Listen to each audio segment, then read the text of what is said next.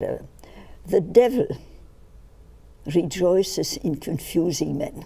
His one passion is to confuse them. Is it difficult to confuse men and women? No.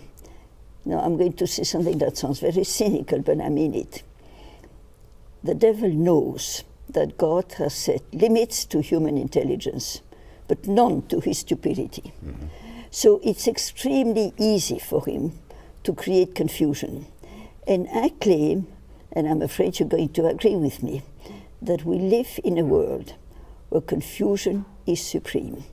And what is particularly bad, what particularly dramatic, is that now we've come to such a point of confusion that we sort of claim that there's only one unisex, which obviously opened the door to same-sex marriage.